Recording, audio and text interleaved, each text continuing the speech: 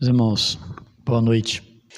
Meus irmãos, graças a Deus, que bom. Eu gostaria que você abrisse sua Bíblia, 1 Reis, primeiro livro de Reis, capítulo 18, verso 36 até o 39. É uma parte de um grande acontecimento, né? É um ponto dele, mas talvez seja o ponto alto desse acontecimento. Vocês vão perceber isso. Eu queria pegar um pouco antes para a gente entender um pouco mais esse contexto.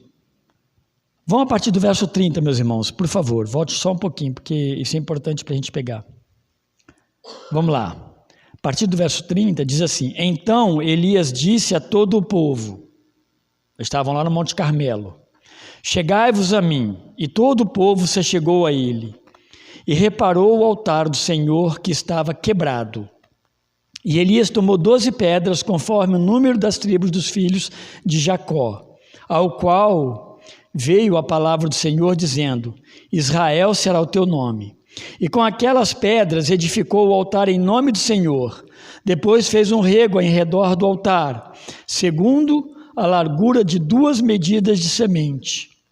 Então armou a lenha e dividiu o bezerro em pedaços e o pôs sobre a lenha. E disse: Enchei de água 4 cântaros e derramai-a sobre o holocausto e sobre a lenha. E disse: Fazei-o segunda vez. E o fizeram segunda vez. Disse ainda: Fazei-o terceira vez. E o fizeram terceira vez, de maneira que a água corria ao redor do altar, e ainda até o rego se encheu de água. E aí sim, o 36. Sucedeu, pois, que, oferecendo-se a oferta de manjares, o profeta Elias se chegou e disse: Ó Senhor Deus de Abraão, de Isaque e de Israel, manifesta-se hoje que tu és Deus em Israel, e que eu sou teu servo, e que conforme a tua palavra fiz todas essas coisas. Responde-me, Senhor, responde-me, para que este povo conheça que tu, Senhor, és Deus, e que tu fizeste tornar o seu coração para trás. Então caiu fogo do Senhor e consumiu o holocausto, e a lenha, e as pedras, e o pó, e ainda lambeu a água que estava ao redor no rego. O que, vendo todo o povo, caiu sobre os seus rostos e disse: Só o Senhor é Deus, só o Senhor é Deus. Fica até o verso 39, que dá para a gente pegar bem esse sentido. Nós queremos destacar a oração. E aí, meus irmãos, o que está acontecendo é aquele momento em que Elias ele está sendo perseguido em Israel. A gente viu um pouco já a semana passada dessa perseguição dele pelo rei Acabe e pela rainha Jezabel. A semana passada a gente viu que ele ressuscitou, Deus ressuscitou por intermédio de Elias, o filho de uma viúva de uma cidade chamada Serepta. E Deus fez um milagre lá. Aquela mulher, quando aquela criança morre, ela olha para Deus, através do profeta, né? E ela fala: por que vieste aqui para me atormentar, para me tirar a paz, para que meu filho morresse, para condenar pelo meu pecado? Havia problemas sim na vida dela. A gente nem sabe que problema era. Mas nós falamos um pouco mais sobre isso, pensando na possibilidade de que Deus estava trabalhando Elias também. A sua fé e a sua confiança no Senhor, porque coisas piores viriam, desafios maiores estariam diante dele. Isso tinha acontecido e foi o primeiro momento, o milagre, né, que a gente vê na Bíblia que Deus faz através do profeta Elias. Ressurreição, a gente deve lembrar, não é algo muito comum. Domingo que vem, pela manhã, vou estar pregando sobre aquele texto de João 11, que é a ressurreição de Lázaro. Não foram muitas as ressurreições na Bíblia, mas, meus irmãos, toda a ressurreição na Bíblia é algo fora da normalidade nossa. Nós não vemos pessoas ressuscitando normalmente a cada dia. Você nunca viu, eu nunca vi. Nós temos conhecimento pela palavra de Deus. Ressurreição era algo apropriado unicamente a Deus. Era um milagre, direcionado. Só Deus podia fazer. Aqueles deuses pagãos não faziam, nenhum deles. Agora Elias estava olhando realmente para o Deus, Senhor do céu e da terra. Deus estava amadurecendo Elias. No tempo de Deus, meus irmãos, Elias, ele estava correndo, né, escondendo do rei Acabe. O rei Acabe queria matá-lo, por quê? Porque ele falou, olha, não vai chover. E chuva era toda a necessidade. A gente sabe o que significa chuva, né? Várias vezes já falei isso aqui, mas não precisa nem falar. Você sabe que a chuva em excesso ela não é boa, mas a falta dela é horrível também. E ele profetizou em nome de Deus que não choveria, e Acabe queria achar esse profeta para matá-lo, com coisa que a culpa é do profeta Elias. E agora ele encontra Acabe, Elias encontra o rei Acabe em algum lugar, nos textos anteriores falam, e fala com ele, vamos nos encontrar então lá no Monte Carmelo. E Acabe vai para o Monte Carmelo. Haviam 450 profetas de Baal que serviam, eles eram sustentados pelo governo do reino do norte ali. E eram tudo profetas pagãos, profetas de Baal, além de 400 profetas de Acera, que era uma deusa também, deusa da fertilidade. Estou falando aqui só aqui de 850 profetas, sustentado pelo Estado. Essas pessoas estavam ali em cima. A gente vai ver muito destaque nos profetas de Baal, mas todos estavam ali. Havia uma multidão de pessoas que acompanharam e foram lá para o Monte Carmelo. Precisamos lembrar que aqui é Israel Norte. Houve uma separação e o Norte entrou em profunda atividade pagã, idólatra. E Elias está profetizando ali no Norte, onde o paganismo havia infestado a vida espiritual daquela nação. O desafio de Elias, então, era para que cada um deles, aqueles profetas, de um lado Elias, né, e de outro os 450 profetas de Baal, cada um montasse um altar, aliás, que montassem o altar, um único altar, e ali cada um fizesse sim, pusesse o sacrifício e clamasse a quem? Ao seu Deus, para que ele respondesse. E a resposta de Deus seria o aceitar o sacrifício.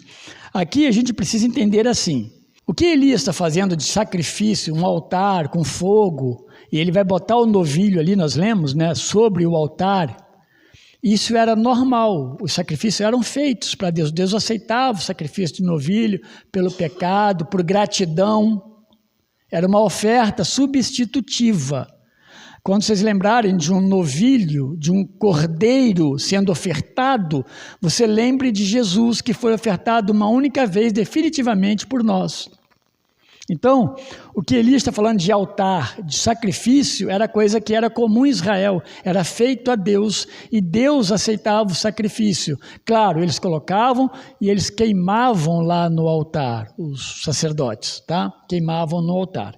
Aqui Elias falou assim, vamos colocar o sacrifício ao nosso Deus. Eu vou colocar o meu Deus, o Deus de Israel.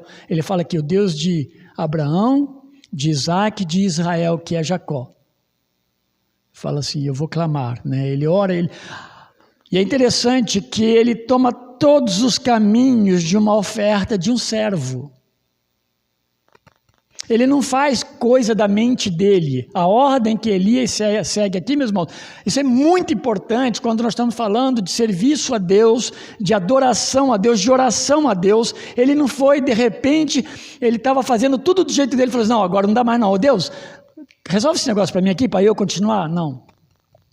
Ele fez, agora imagine, a minha vida é uma vida de serviço a Deus. Então a minha oração é uma parte nessa minha adoração a Deus. Não é algo que cai de repente, despenca de algum lugar e eu faço. Mas nem sei de fato quem é esse Deus. Elias faz todos os passos de um adorador. O altar, a lenha, o sacrifício, ele clama a Deus, ele faz tudo certinho, tá? O texto, nós lemos aí, meus irmãos, o texto vai dizer que os profetas de Baal, né, é um deus pagão, é um deus criado pela mente, imaginação do homem, transformado em imagem, é um deus cananeu, é um deus que dominava aquela região que hoje é Israel, né, mas que ele criou tudo, do começo até lá em cima. Era um Deus adorado naquela região. Portanto, havia muitos profetas dele lá. E os profetas de Baal, Elias falou, pode começar. E diz que eles clamaram, meus irmãos, toda a manhã ao Deus Baal. Baal, responde-nos, Baal, responde-nos. Imagina aqueles 450 profetas rodeando, pulando, né? Que tudo, eles faziam todos os movimentos que se faz numa adoração. Uma hora eu ainda quero dar uma estudada melhor num texto desse para a gente se aprofundar nele, mas numa pregação com mais tempo, para a gente ver o que significava de fato esse tipo de culto, esse formato de culto, esses pulos, esses formatos de adoração, que muitas vezes é repetido nos nossos dias hoje em muitos sistemas religiosos. Diz ainda que eles ocuparam a manhã toda e entraram à tarde, e nada aconteceu. E diz o texto, meus irmãos, que eles se cortavam. Que Deus é esse?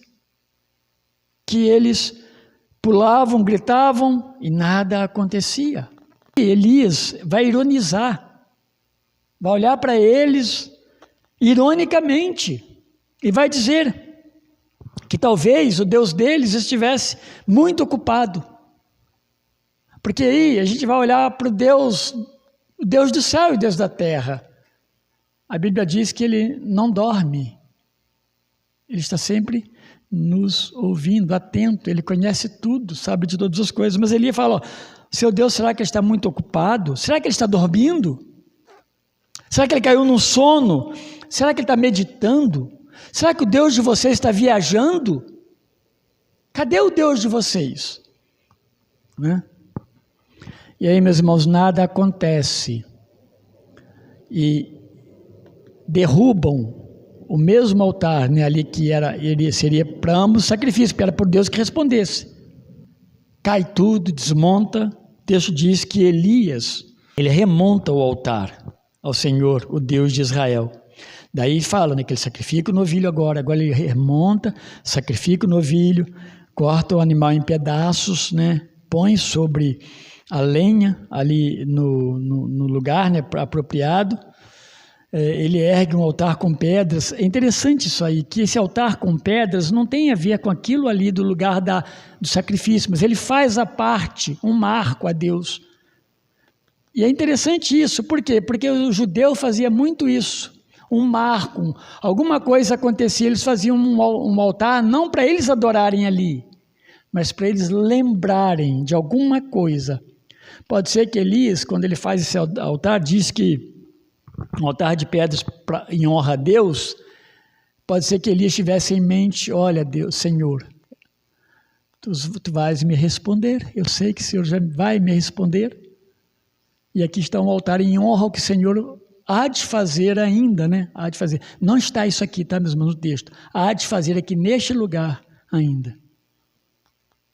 Só o Senhor é Deus. Essa era a adoração, de fato, de Elias. E aí, depois disso, ele manda derramar diversos jarros de água sobre a lenha, sobre o sacrifício. Que diferença vai fazer isso para Deus, né? Mas para quem está vendo, fala, nossa, ainda encharcou a lenha ainda. Para ele, se estava difícil a lenha seca, né? Agora com ele a lenha molhada, nem pensar, né? Deus não responde de jeito nenhum. Mas Elias, ele molha tudo aquilo ali, ele encharca, manda encharcar. Ele quer mostrar, meus irmãos, não é ele, não. Ele quer mostrar que existe um Deus que não tem limite de água. Deus põe fogo no mar. Se a gente quiser expandir esse pensamento, essa ideia, é o Deus que a água não retém o fogo, se Ele quiser. Ele faz isso também, depois de tudo encharcado. No momento, diz o texto, que no momento em que Israel costumava oferecer sacrifício a Deus, olha, Ele sabia disso, agora é o horário do sacrifício. Provavelmente ele aguardou esse tempo. E nesse momento que era costume Israel oferecer sacrifício a Deus pelo pecado, por intercessão pelo povo, Elias então, ele orou ao Senhor.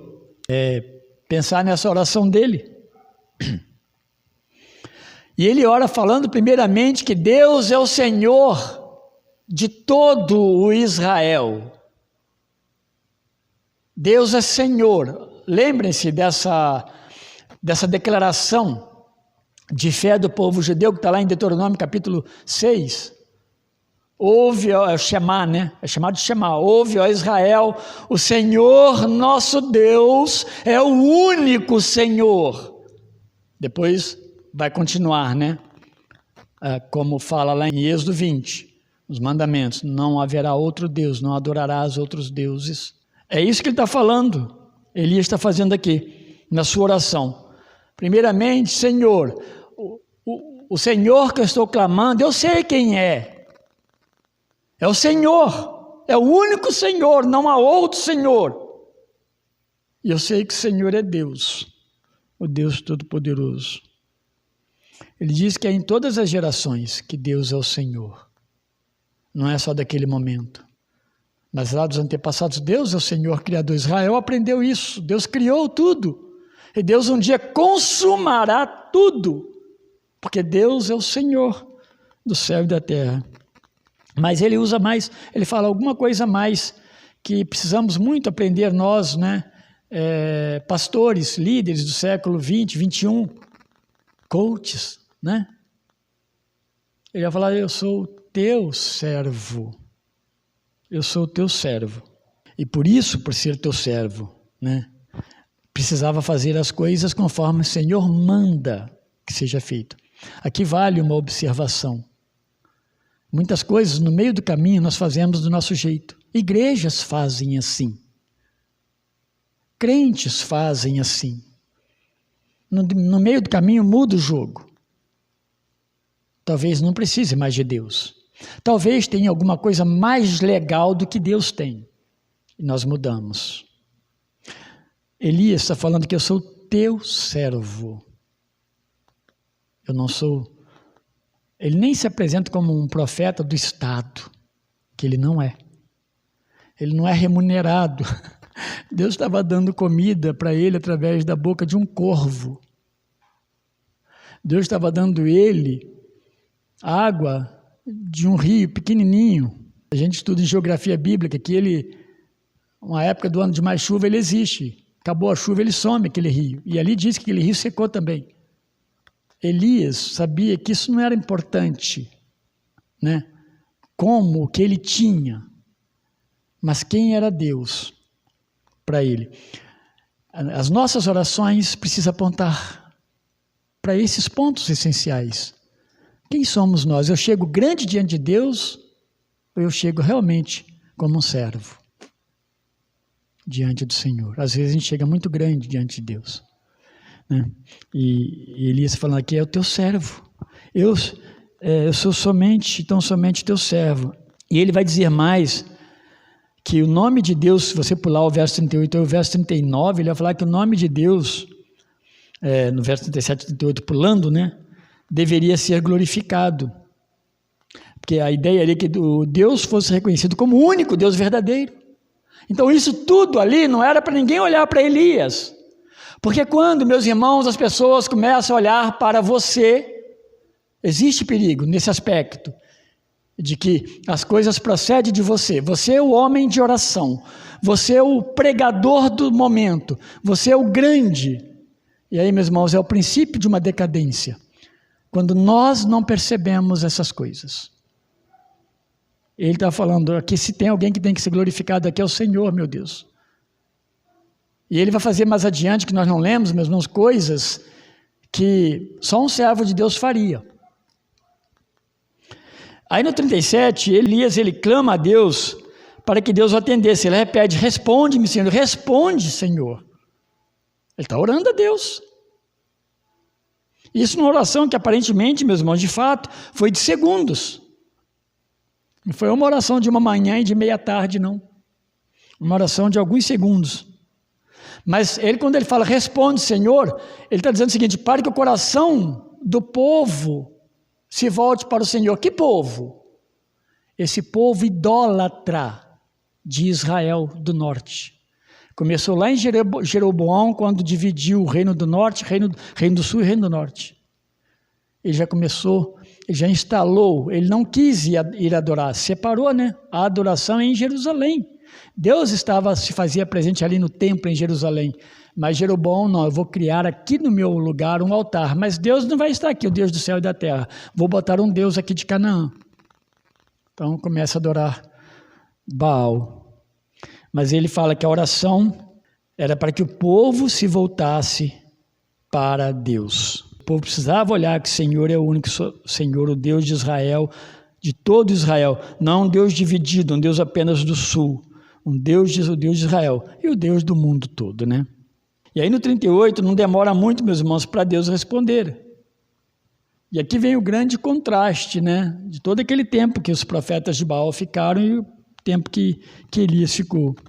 Deus consome não somente o holocausto, que o holocausto era a oferta aceitável a Deus, é a oferta provisória que termina em Cristo.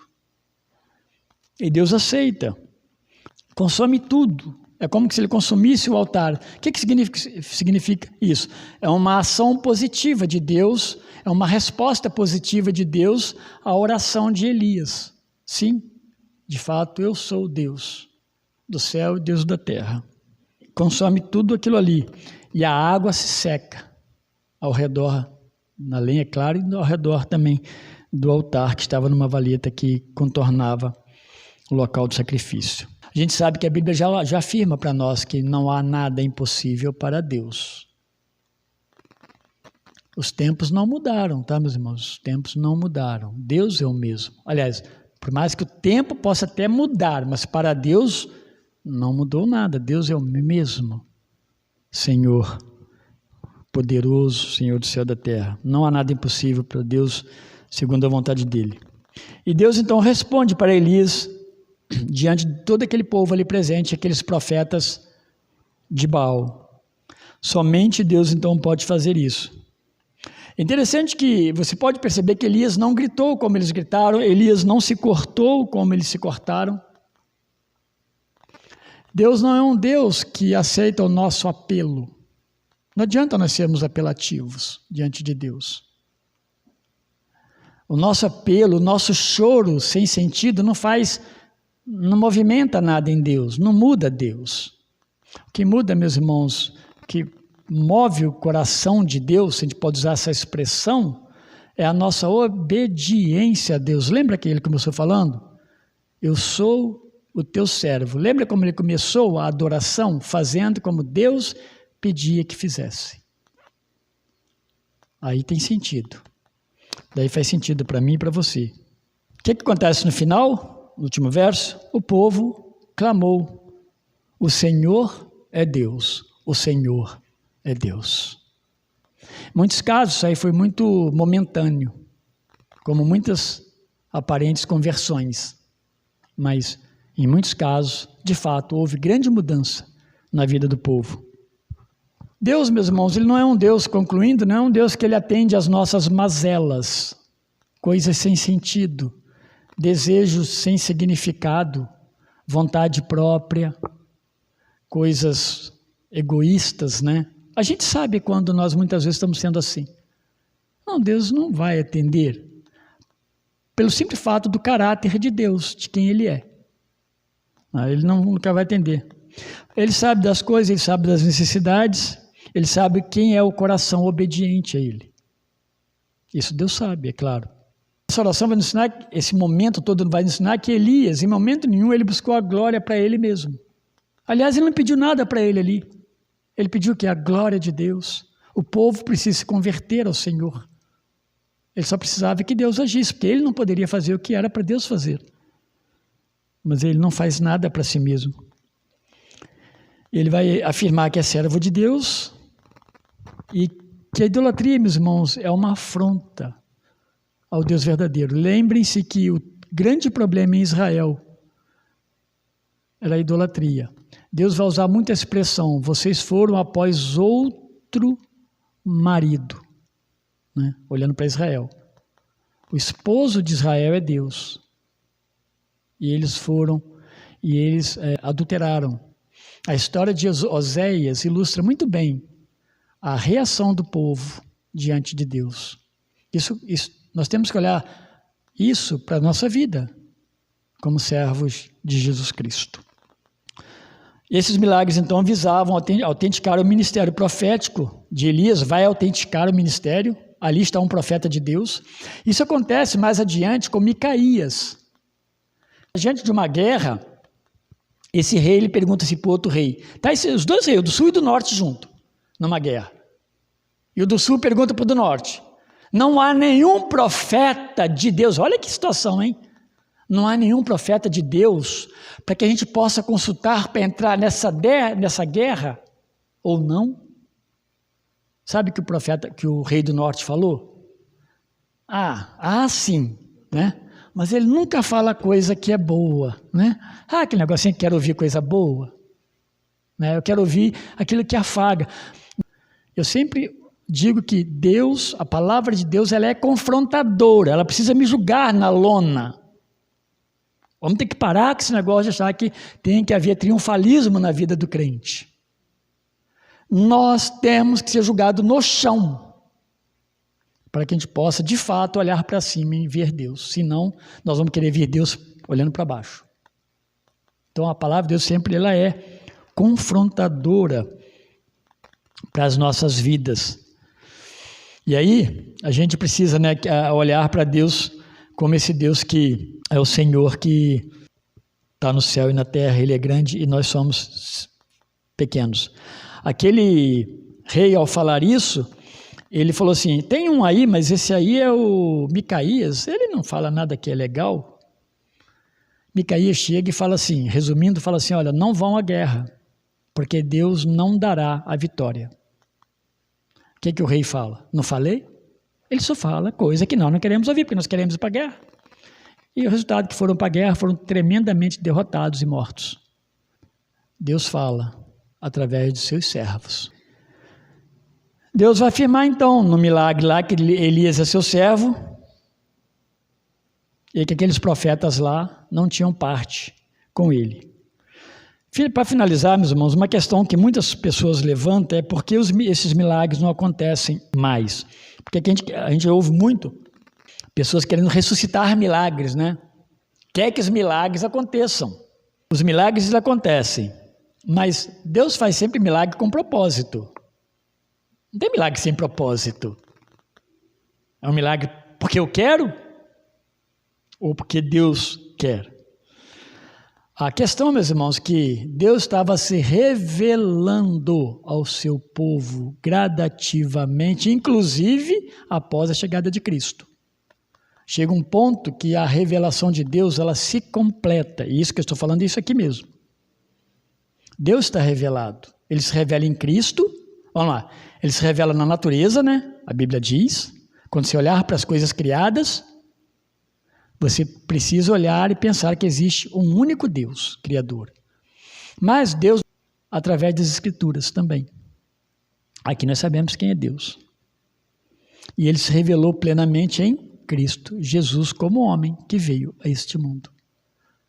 O que nós mais queremos de Deus? Deus já se revelou, Ele fez os milagres e Ele se mostrou também nesses milagres.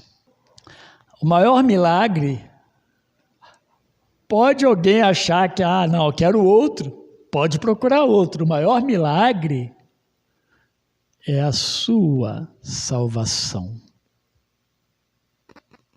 Você foi trazido, e eu também, da morte para a vida.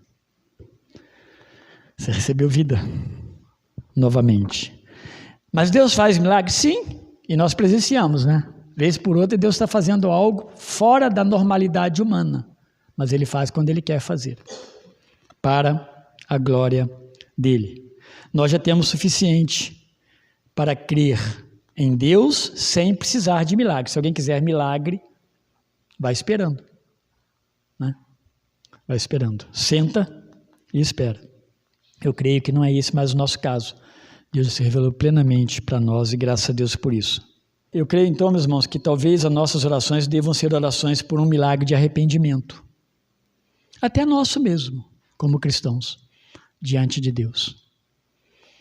Quantas pessoas têm seguido a sua vida, têm tido tantos problemas, aflições, a gente sabe disso, fala como pastor. E precisa ali de um milagre de arrependimento, um retorno para Deus, um acerto com o Senhor, sabe? Tudo vai dando errado, né? Errado por quê? Porque startou o negócio errado aqui.